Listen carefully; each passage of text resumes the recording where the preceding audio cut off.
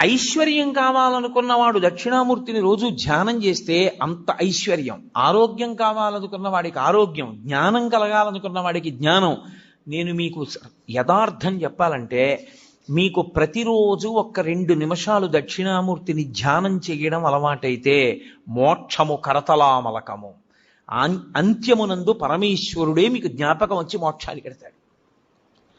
అంత గొప్ప స్వరూపం దక్షిణామూర్తి స్వరూపం. అది శైవాగమంలో మీరు దక్షిణ దిక్కుకి వెళ్ళగానే దక్షిణాన్ని చూస్తూ కనపడాలి ఆయన. కనపడగానే మీరు అభిముఖంగా ఉండకూడదు, మీరు ఇటు పక్కకెడితే తూర్పు ముఖం చేస్తారు. తూర్పు ముఖం చేసి మీరు ఆయన పాదాల వంక చూసి నమస్కారం చెయ్యాలి. ఇక్కడ మీరు చాలా అదృష్టవంతులు. ఇక్కడ ఉన్నటువంటి శివాలయంలో ఆగమానికి సరిపోయేటట్టుగా అద్భుతమైనటువంటి దక్షిణామూర్తి స్వరూపం ఆ శివాలయానికి